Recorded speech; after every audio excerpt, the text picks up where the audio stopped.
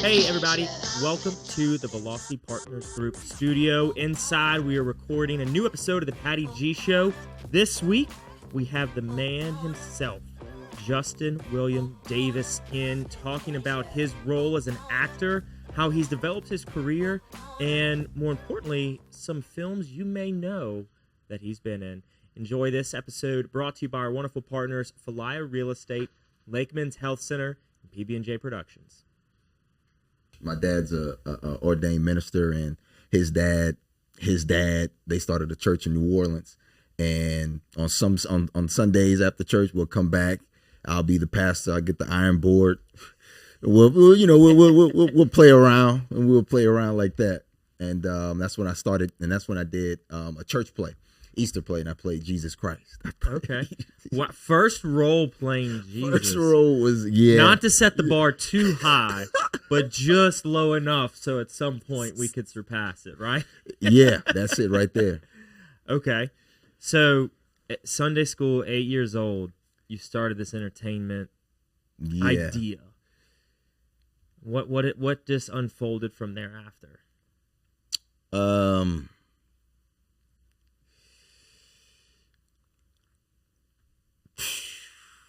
Well, one Christmas, my brother got a camera from my dad, and he said, let's make a movie. And it was called Flying Ghost. I was a detective named John. We were I was maybe 11 or maybe 10 at this time. My sister was in it. She was about 9. She was my sister in it, and I had to go and find her because she was taken by some ghost. He was in it. He played like a doctor. He did this cool effect where... because my sister in the movie dies, and I go to try to hug her, and he made her disappear, and it was pretty cool. And my dad saw it, and he was like, "We're gonna put this in Blockbuster," because it was on VHS at that time, and this was before Katrina, so we let all our family see it, all my aunts, and they was like, "Wow, wow, wow!" And then I think we left it at my aunt's house in New Orleans, and the storm washed it away, so we haven't seen that since. We don't know what it looks like. No, now. not Katrina took some gold from us. Yeah. Sorry, we should say that name up in there. So first film interaction was to make a homemade movie about sister disappearing from ghosts. So did that give you like the bug or the itch, so to speak, to pursue acting? Yeah, but maybe I was always born with that bug, that gift, and I just couldn't, and maybe I was going away from it because I wouldn't do it again until college at Southeastern Louisiana University in Hammond. And me and my sister was going there, and I was going to school to be a lawyer. Okay. Majoring in political science. Why lawyer, man? Well, my grandpa told my mom when I was younger, this boy need to be a lawyer. He talk a lot. And I overheard that, and I was like, all right. If all the 5-year plans in middle school and high school that they make you do, I was always like lawyer this way, whatever I need to major in. But then when I get to college and I take that first class and it's like gibberish, and I'm like, I don't know if I could. No, this. And I tried out, but things happen. I'm in there with my high school friends. We're we roommates too. We staying on campus. I'm gonna just say that first year, it was rough. It was a rough year. I ended up getting put on probation and then suspended because of grades. So really rough year. Yeah, it was really rough. Really rough. Not just missing some critical C courses, like below there. Yeah. So I get put back in on this special program where I have to sit in front of class and have to show my notes. They wanted me to buy this $80 planner. When I bought like a $20 planner, and the counselor was like, "You're not taking this serious," and I thought I was, and she was like, "You're out the program, and if you don't make a 3.0, you're going to be suspended for a year instead of a semester." So I had to make a 3.0 that year by myself without their help, which I did end up making a 3.4. But that same semester, my sister was like, "I thought you wanted to act. There's a theater program here." So we both went and auditioned. I got a part. She got a part. It was Neil Simon's Rumors. That was the name of the first play I ever did. Besides Jesus. And second only to Jesus. Yeah, everything gonna be second. Everything gonna be second to that, bro. Nothing's gonna beat that. Because I had my shirt off and everything. It was amazing. It was amazing. But the directors and the theater teachers there told me that I had a good potential with this, and I should stick with that. So I decided I will master this, and this will be my route. I'm gonna take this route. Okay. So you pursue the acting within Southeastern, and you get that first spot, I would say, professionally, maybe. Yeah. And so after going through that event, that play, what was your next step? What was your next path from that first performance? Master this craft, this acting craft. When I graduated, I asked my I knew I wanted to go to school. I knew I needed to get more training from it. And I looked up the actors that I look up to, Denzel. I know it's not just Denzel, but there's other actors too. Hey, he's not a bad one to look up to first and foremost. Right. But I just needed that I expounded upon not just his route, but also other actors. But the common denominator was that they all went to some type of secondary school training. Okay. Whether it was grad school or some known acting school. So I knew I needed to do that after graduating Southeastern. That was my next step. So how did the conversation go with the family when you said I'm switching from becoming a lawyer and going this acting route? I remember my mom when I got probation, she was like, "You get back in school, I'm gonna tell your daddy." And, yeah. So your daddy didn't even know? He knew, but I felt like he knew. I don't know how, but maybe it wasn't because of her. Because I remember one time I was doing an essay and he came up to me. He was like, "You back in school?" I was like, "Yeah."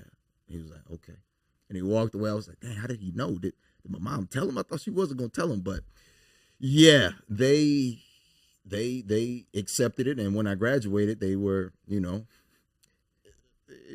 I did it. What's your plan now, son? Right? Yeah. What's your plan now? They really didn't. They supported me pursuing acting, and since I was taking it serious, I would like to say that's why they mainly supported it, because it wasn't just something that I was joking around about. I was like, I'm gonna do this, and I will be successful at it. I promise you that. Yeah, and I needed to make sure that they saw that, and I think they still do. I think they do. Absolutely. We'll get to some current works in a minute, but yeah. So let's keep going down the path of that training and that building the craft and trying to master it. So you graduate from Southeastern, and then you go and get a master's. Yes. Before I get the master's, I auditioned for a couple of the top schools in the United States. Okay. Which was Yale, USC, New York Tisch School of Arts, UCLA, and the one that Denzel went to, American Conservatory Theater. I knew I needed training, but I will say, after auditioning for those schools, I realized that I wasn't taking it seriously enough, because for those auditions, you needed to have 3 monologues and a song. I didn't know any and of a song. That. And a song. Didn't know that. Why do they add a song? I wish I could, because I'm like, I guess, theater, Broadway, I guess you have to be able to, it's about the body, and when it comes to acting, using your full voice, your full body, your full movement. So if you have to be able to use your voice in a way that you are not accustomed to, I guess. So singing helps you release things, I would say. But I know I'm not a Broadway singer, nothing like that. But I didn't know I needed to do a song. I didn't know I needed 3 monologues and things like that, because I didn't take the time to read the requirements for these auditions. I just knew I needed to be there, and I had 1 monologue. None of them called me back except for one, the American Conservatory, which when I found out I needed 2 other monologues, I only had 1. After being denied that, I realized I was correct in knowing that I needed training, but I was incorrect in the way that I just jumped out the gate and not really figure out what I'm doing. Why go to those schools? Why? What's the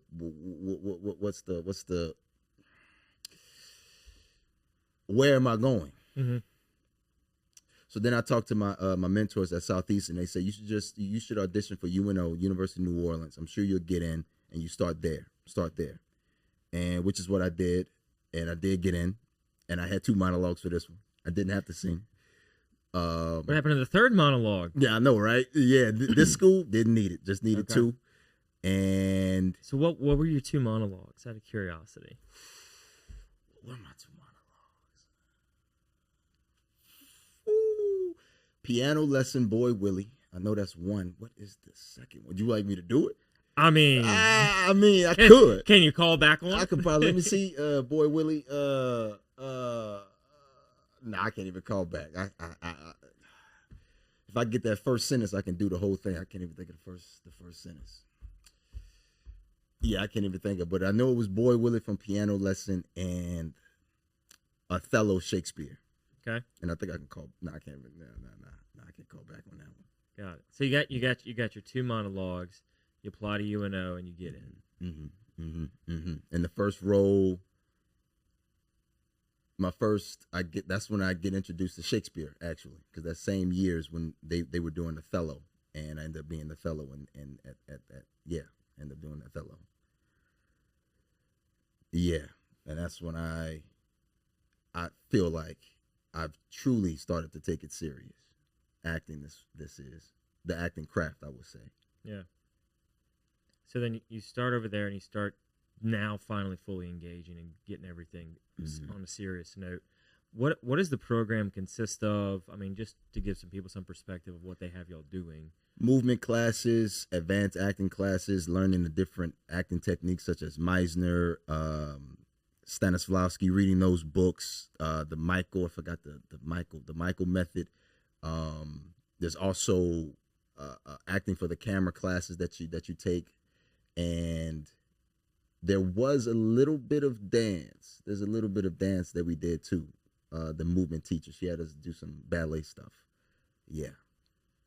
So a little bit of ballet stuff. A little bit of what's the whatever the move is.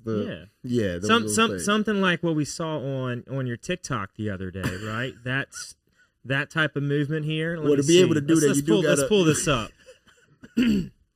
Something like this. So what is this here? Talk us through this. Right, what is this little movement here you've got going on? Well, that's called Back Up. It's Not Time to Go. Okay. Because they were trying to go to lunch, and I was trying to let them know you were released when I release you. So you can get up, you can grab your bag, you can walk to the door, but you ain't going. I'm right here. And I wasn't. The stick is just there. Yeah, that stick. What's the stick for? It was like a security thing. Okay. Making sure no one's getting past you. Don't try me. I love it. All right, so you're going through at UNO, and you've got your courses. You're going through. You're getting your dance and everything, and they start. Are you in pieces every single week, every single month? Like, are y'all doing one piece per semester? What's their structure like? We're required to audition and be in all the productions at the school, and we can't do any professional theater things until after we graduate. So any professional theater that's happening in the city, we're not allowed to be in those until we finish our program. Okay. And I got a taste of that when I auditioned for the professional production of The Piano Lesson by La Petite. I auditioned for this, I got it, and then the professor at UNO said, because there was also, they were doing a show called Food for Love, and the director wanted me to be in it because I'm required to do it. I'm a grad student, but I was going to skip that and go do this piano lesson by August Wilson. Right? This is, and she tells the theater professor, and he says, well, if Justin wants to be a student here any longer, he's going to do Food for Love. He's going to do your play. He's not going to do piano lesson. And I dropped the piano lesson, and I ended up doing the play at the school. And I don't know, I feel like, well, everything happens the right way. Right. And everything balances out at some point. But going back, would I do that again? I would go do piano lesson. If I went back, I would, yeah. So what has changed since then, right? So you were very intentional about going back and not doing the professional the professional play. Right. And so you're going back to UNO and you're saying, nope, I'm committed. I want to get this degree clearly, and I'm going to drop the professional piece. What motivated you to do that? I don't want to say fear, but there was a bit of, well, if I don't get this degree, would all that time that I did be for nothing? But because I would go back and go do the play, I know now that the knowledge that I got from being in school, that doesn't go away. The degree, the credential will, but the knowledge still stays the same.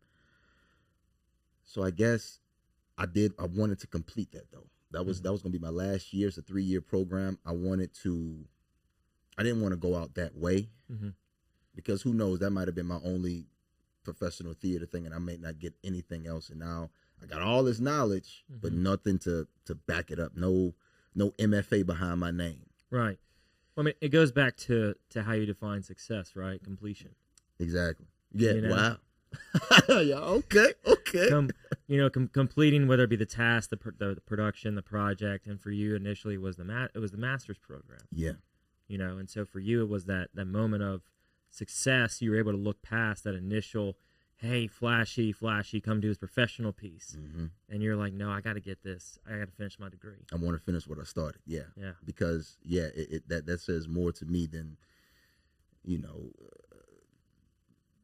candy. Because that play was a nice. My favorite candy is Reese's peanut butter cups, and that was the biggest Reese's butter cup I've ever seen. I was going to devour that. That was the whole bag. It wasn't just the one. Whole bag. The whole and then bag. they frozen. I don't know if you ever had them. If you put them in the freezer, my man. Frozen. Yeah, man. I do the fridge. I like them chilled. Frozen. Frozen. I feel like it's like a lollipop at that point. You got to suck on it and make it thaw out a little bit. You just before wait. You bite You make in maybe 10 seconds, then you just it buys like go. Man, but chill is. I'm gonna say chill. Just boy, it was the biggest candy because I remember because I was stressing about that audition because we had to sing for it. There is singing in that play, but it's not Broadway singing. It's more just like what's the right word? It's that living singing where your bird. It's that because we had this man. I did that.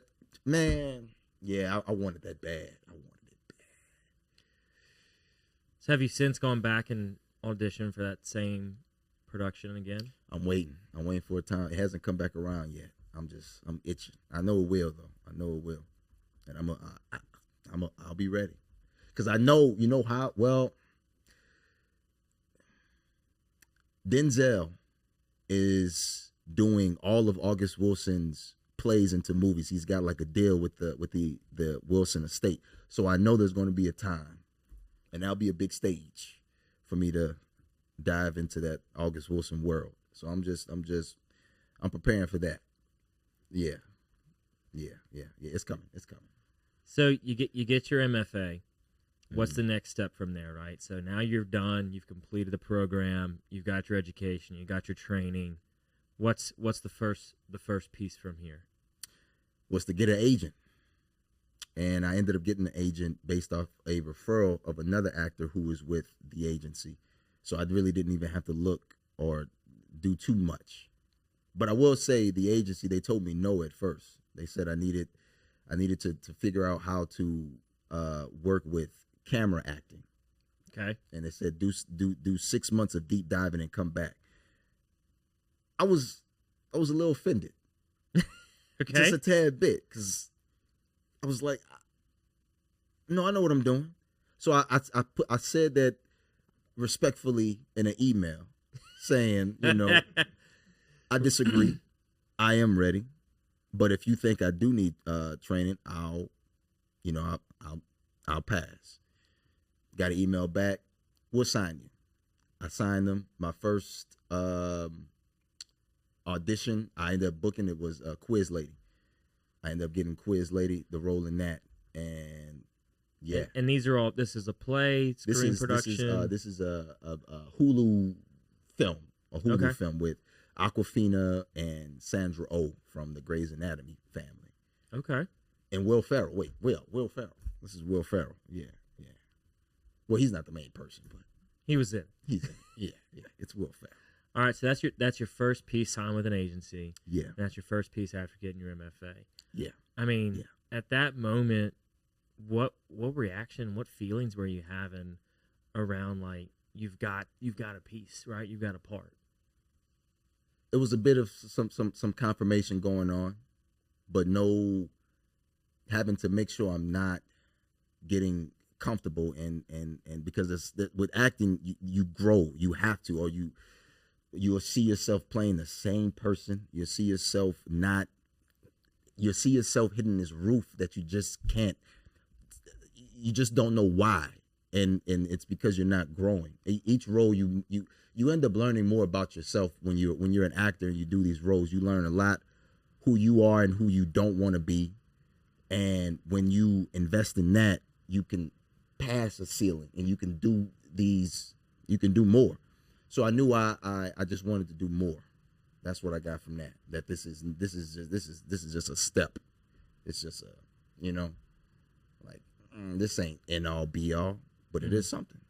Welcome to the brand new Falaya mobile app. We took all the same tech that's helped hundreds of people sell their homes themselves and packed it into an easy-to-use app for your phone. When you download the Falaya mobile app on either the Apple or Android App Store, you'll immediately be able to see the power of this game-changing tool. From the seller's dashboard, you can navigate to all the information that you need. We intentionally separated everything into key groups, such as tasks to be completed, buyer leads for your listing, and contact information for everyone involved through closing. When you get an offer on your property, you can simply review and respond all within the app. No matter where you are in the world, you'll be able to monitor everything that's going on with your property from listed to sold. It's truly the power of Falaya in the palm of your hand. Download the app and see for yourself. Falaya, it's real estate reimagined. And so what was it like on set? Talk us through the reality of being on set and camera acting. I bought my clothes that I auditioned with because I was like, I'm gonna wear this because I auditioned with it. It was a night because we had the bar, so we're watching baseball. So I'm wearing my dad's Randall Cunningham Philadelphia Eagles jersey. They look at me when I pull up. Yeah, we're not doing that. I'm like, man, they put me in some generic shirt that don't even really. See if we can pull up some pictures of him in some of these scenes. So they put you in a generic shirt. Yeah. And then just go stand on the bar. Yeah. So I'm like, I'm trying to, okay. Quiz lady, there it is. They put me in that, but I'm still trying to, I do have my lines. So I know I'm going to stand out. Right. These words, these clothes, I'm like, this ain't who, what's his name? I think his name was Daryl. I was like, this ain't Daryl, but, I work with it. Yeah. But boy, was I upset. Because I was like, just. So did they give you any leeway with wardrobe at all? Or were they just like, no, this is the piece. Is the shirt. This is what you've got. It's going to be for this There's scene. no option. That's it. Yeah. Now, there was a little bit of leeway with the words. We were able to kind of. I improv a couple of scenes. They didn't make it into the cut. But I did do that. And I had people laughing because it is a comedy, and I was invested. Right. I was sad to see that it didn't make it, but they didn't hit you with a hey, we're not doing that bit. Nope. After you did your improv, they're just like, hey, let's just run it one more time. Like, let's do that again. I'm looking at the movie. I'm like, wow, not in there at all. They got the first takes. Wow, okay. So would they in the filming process, are they letting y'all, are you in this position enough so they're showing you on the backside, hey, this is how it's coming out, or are they just kind of taking all that for folks behind the lights? Yeah, no. When you say folks behind the lights, like behind the cameras, are they all looking and reviewing the footage and everything? Are they saying, hey, come getting your input on what was filmed? No, at least not yet. Not at least not yet. I would say, but no. It's a you did your job. Bye. You get on out of here. Yeah, you'll see it if it's in there, which was like the case with pretty much everything I've done. I've always had this fear of they're gonna cut me from this project. They're gonna cut me from the final. I mean, they paid me, but right. want to, You want to have the airtime. Yeah, I was vulnerable. Keep it. So, what throughout these productions has kind of given you that feeling that they could not put this in there? They could not put your scene in there. Did they tell you like going into it that it was a possibility? Like what? I don't know like what that communication on the front is, right? I guess it's just I hear so many stories from other actors who have said this, which I think is so. That's why you have to really filter what you're watching all the time, because TikTok, man, the stuff, fear is out there, and if you let it, it will devour you. So there's this.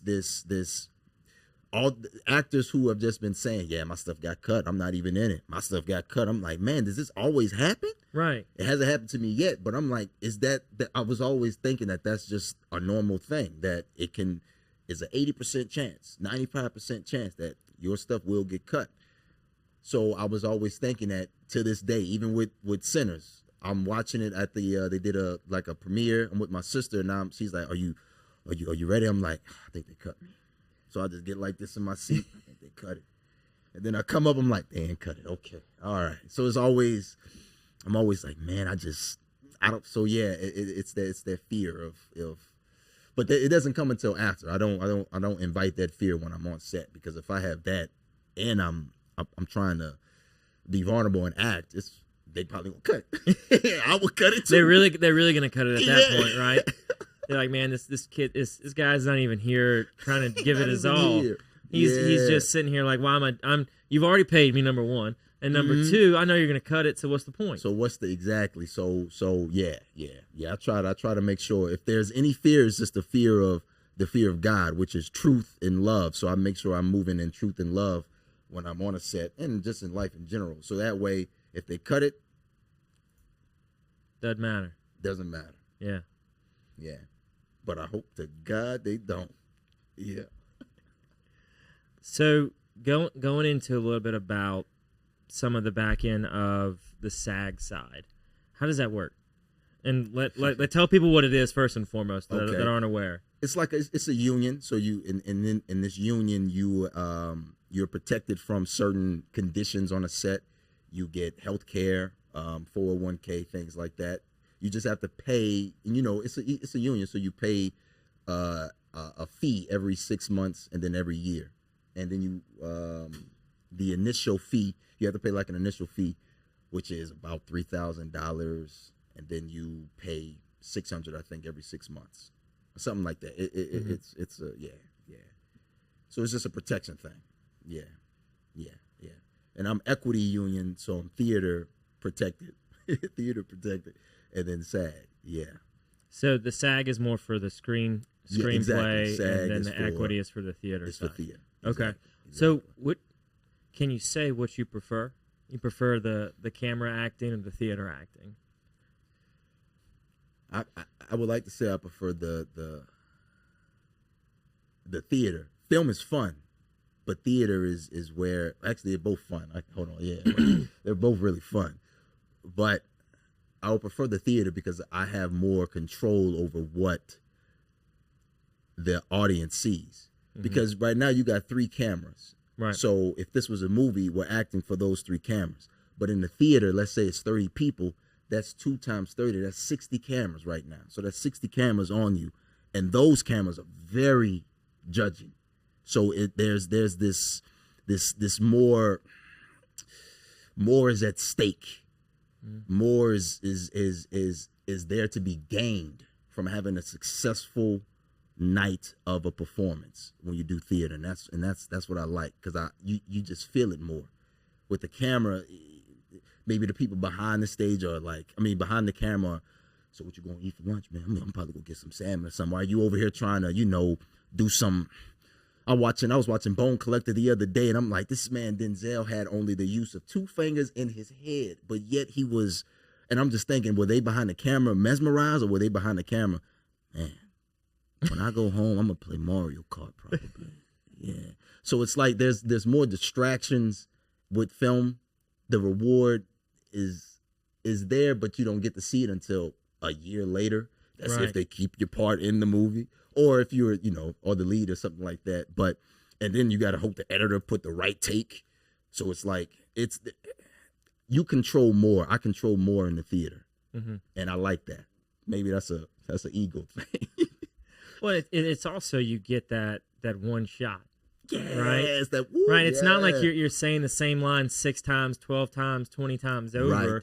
And they're just like, it's not quite right. Yeah, you've got to come out with a bang. You have to be alive. Yeah. You have to be alive. But then it's not just you. You got other people who you have to be alive with. And this is a world that you're creating. So yeah, theater's where it's at. Theater's where it's at. For me. So, and how's the local theater ecosystem here in Louisiana? I would say it's growing.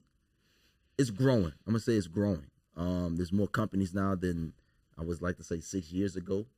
And they're doing not just experimental and new pieces, but they're doing some of the classics. Like right now I'm doing the play, A Streetcar Named Desire. So that's a classical play. So it's and people are coming out to see it. So it's pretty vibey. It's not Broadway, but it's close. Yeah. It's fun. Yeah. So have you been intentional about staying here in Louisiana versus, packing up and going to LA where everybody else says you got to go to be successful in movies and all that? Like, have you been intentional about where you are geographically? Yes. I had an intention when I moved to New Orleans about 9 months ago. A goal was to make to be known in the theater, in the theater industry, in New Orleans before I go anywhere else. So that was my main intention, and not to just leave and try to. People say go to LA. People say go to New York, Atlanta. You can do it. It might got 10,000 other people. You got to know but you can do it. So it's like I want to establish who I am here before I go anywhere else to try to be somebody. So I want to know who I am here, and then take that and go. So I've been intentional about that. Yeah, that's what we try to tell everybody, right? Like, you can go to New York, you can go to LA, but you're 1 in 10,000, 1 in 100,000, 1 in a million people over there. You got to know who you are, because if you don't, it can destroy you. It can destroy you. Right, because then you're just trying to appease folks. Yeah, you don't want to know. Right. You get into that habit, because you can't please man. It's hard. It's hard to please man. So you can please God though. And that's where I stand with that. So when you know who you are, I mean, you'll end up pleasing man, but you won't be upset when you don't. Or you also won't be happy when you do. You'll just be content knowing that you did. Yeah. Yeah.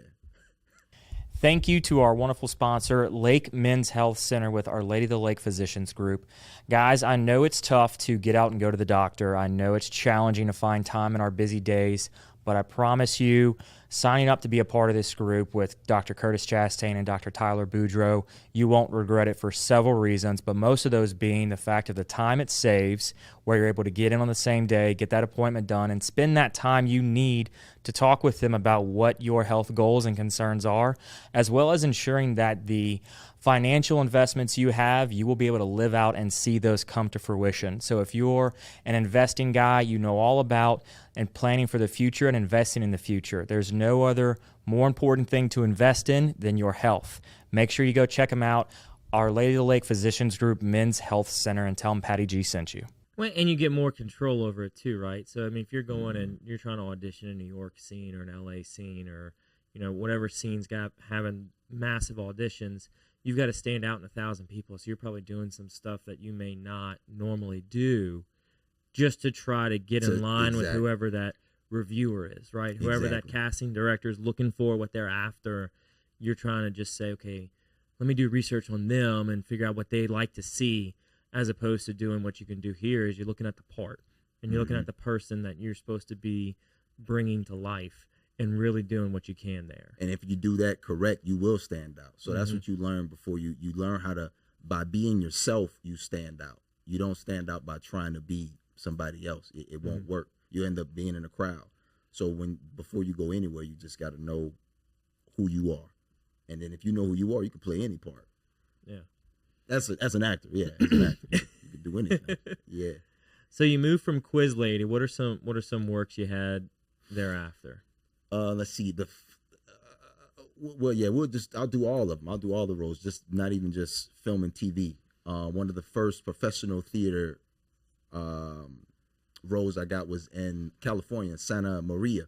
It was called Mother Road, which is a sequel, I want to say, to the Grapes of Wrath, that novel that everyone knows about. So it's like the same type of world. I've done Tecumseh, which is this huge outdoor drama in Ohio, where we're out there with real horses. We ride a horse in it. We get real guns. It's the story about Tecumseh, which is a Shawnee Indian who tried to unite all the tribes in America together to fight against the white man. He ends up dying, but they say he will come back at some point and get revenge. That's a true thing, which was narrated by who just passed away, Graham Greene. I believe his last name is Green. Graham. He's people know him. Yeah. And So- then So I was about to say. So then we going through here, and you got two big hitters, at least that I see. I'm sure there's big hitters that everybody else knows as well, but the big ones that stick out to me are Sinners and Landman. Yeah. Right. Which came right after each other. Yeah. So Sinners was first. Sinners was first. So how do you get a part on a big time production like that? Being ready. When your name is called.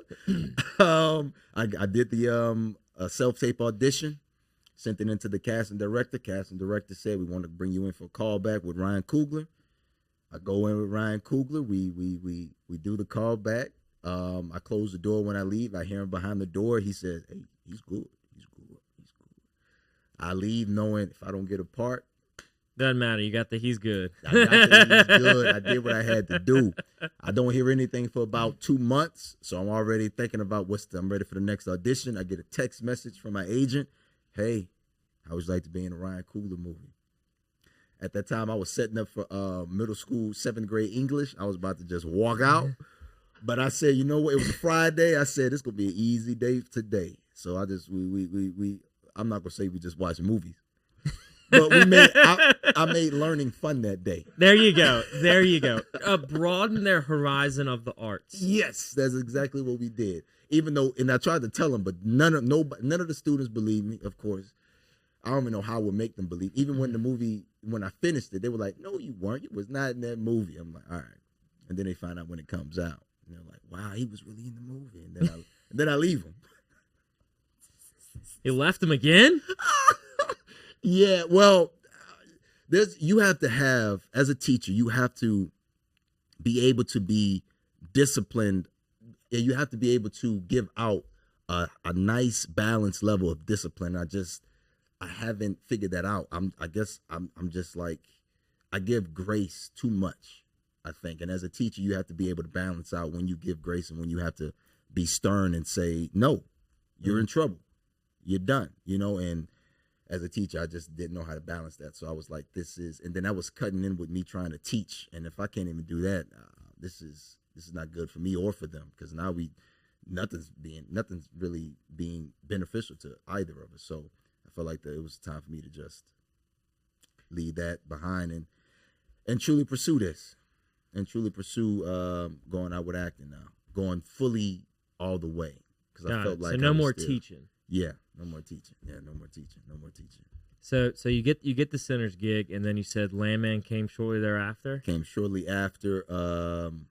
A year. It was the next thing I got, which was a year, because we filmed that in 2024, the whole summer.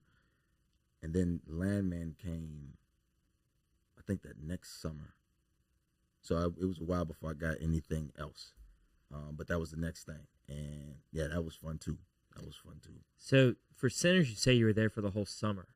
Yeah. So what is set like for a whole summer of filming? And do you know what days you're filming, or they just had to say dedicate 2 months of your life to come live out here with us? Right. I remember one day I got there because I thought I was supposed to be there. They Ryan and Delroy and the main cast is rehearsing for this scene. He looks at me. Ryan looks at me, and I could see some fear in his eyes. And then he tells the AD something. The AD comes to me. Yeah, we don't need you today, man. Yeah, I don't know who told you to be here, but we don't need you today. We need you tomorrow. Yeah, not today. And I got the fake hair. I'm like, cool. So you'd already done all your hair. I've done everything. Yeah, everybody. I'm like, I don't know who the ball where, but so it's just a lot of when you're there, it's a lot of waiting. I caught up on a lot of sleep.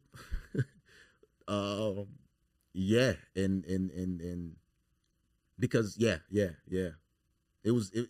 got kind of serious. It was serious on a particular day, I'm gonna say, where we were doing one of the takes, and I do like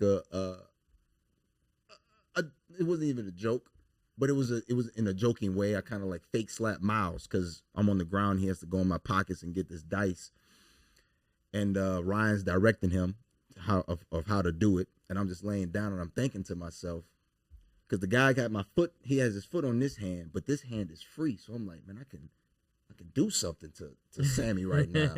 You know, I think somebody might need to put this arm down. I don't know how to, because I'm not about to direct other actors, especially not on Ryan Coogler's set or anybody's set. But I just wanted to make it known.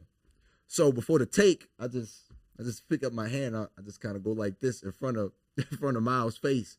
He doesn't pick up on it. He just starts laughing. Ryan laughs. The DP who won an Oscar, she starts laughing. Everybody laughs except for Michael. He looks down at me. He cocks the gun. All right, let's lock in. And he talking to me. And so I locked in. And I said, this hand may be free, but he did just hit me in the head with a gun. So I'm dazed a little bit. So I wouldn't even know how to fight back. So I'm going to just improv a line, which is get your hand out my pocket, which they kept in the movie. There you go. They kept it. Look at that, man. So recently y'all had some nominations and some victories. Some victories, yeah. Yeah, we had some victories. Talk us through that night. Are you there? What's the energy of the room? How does it sit with you? I went to an Oscar watch party where we got into a room as fellow filmmaker industry community, and we all watched it together. And that was fun. They kept throwing out shouts for the people who worked on the movie, so we got some praise there. And we cheered the loudest when Michael got Best Actor. We cheered the loudest when he won Best Original Screenplay, and we cheered even louder when she won. I can't remember her name, but she won Best Cinematography, and she's the first woman, I believe, to win that. Yeah, the first woman to win that. So, but we all kind of got quiet when one battle after another won Best Picture. We were like, yeah. It got kind of deflated up in there. Yeah, but I mean, hats off to them as well. Correct. For that accomplishment. You know? Yeah. Because it's a fun movie. One battle after another. Yeah, Autumn. This Autumn. Yeah, she's good. She's good. Hi, this is Ned Fasulo with Velocity Partners Group, and this is the VPG Marketing Minute. As we mentioned in previous minutes, we want to talk again about Google Gemini. Again, as far as AI platforms go, I can't find a better platform out there for the marketing, consulting, and sales world. But in terms of just everyday business use, businesses who are constantly trying to grow and expand or potentially add new products or services to their mix, I don't know that many people realize how valuable Google Gemini is as a market and product research platform.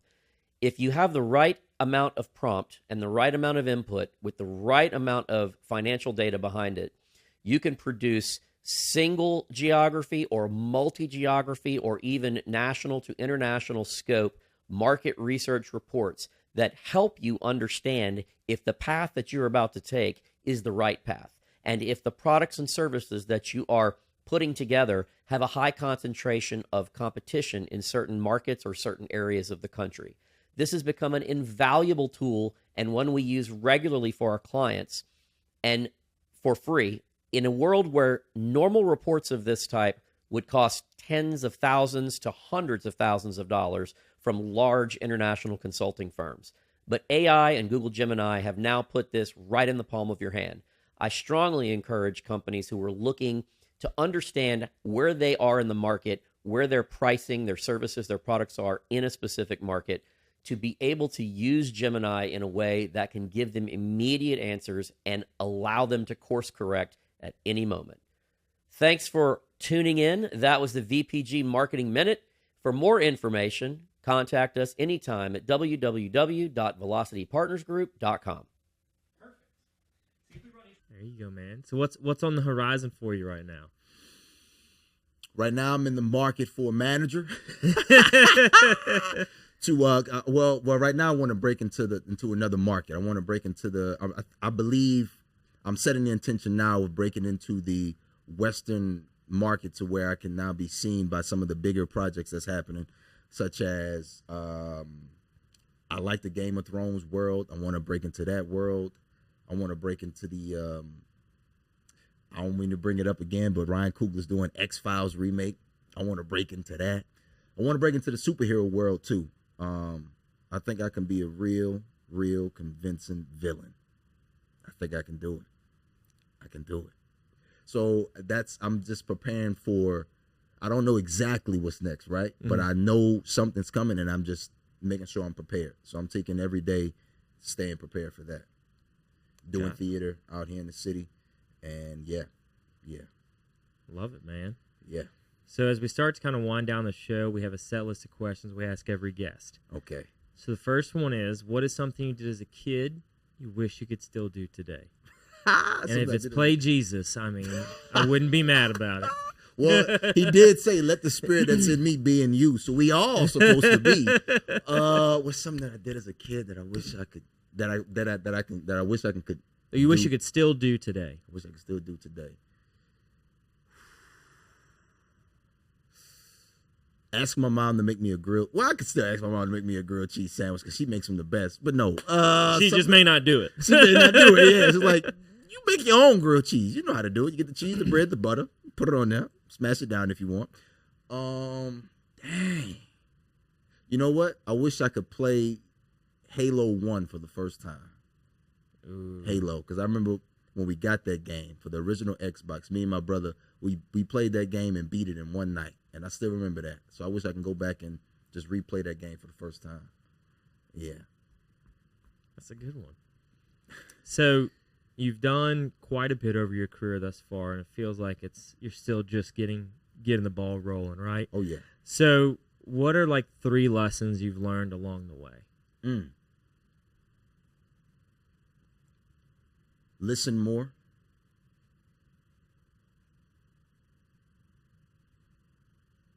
Have a purpose for everything that I do. Any and everything. Make sure that there's a purpose behind it and I'm not just moving with the wind in the ocean because I'll crash and yeah. And move in love. Because to do what we do, to be great at it, I believe you have to move with love and they say as an actor, you're not supposed to judge your character that you're playing. So I also take that and not move in judgment, but move in love. Absolutely. Yeah. So what is something you love about Baton Rouge? Well, you know, the name is cool, Baton Rouge. Something that I love about Baton Rouge. Or Louisiana for that matter, right? Well, we're the only state with an L. But I think there's some other states that's just the alphabet. Is it Florida? I think there's no other F states with F. So I like the shape, that boot. You know, it's a very unique place, Louisiana. Woo! I'm going to say the people. Because I experience other people out and the way that we are, it's just a little bit different. We got swag. We got this movement about us, some type of musicality that's just in every Louisiana. We just can't explain it. We just move with it. And yeah, so I guess I like that. I like who we are. I like who we are and how we stand out. And you just always know if somebody's from Louisiana or not. And everybody's connected to Louisiana. Believe it or not. You find out. Some kind of way. Some kind of way. Some kind of way, yeah. So for the final question, man, what can I do to help you?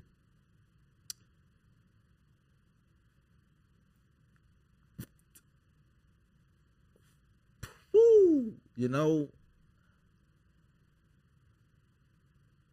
I have a hard time asking for help in just anything. I always find a way just to, how can I do it? But we all do need help in something, right? Or it's good to figure out how you need help so you can know how to ask.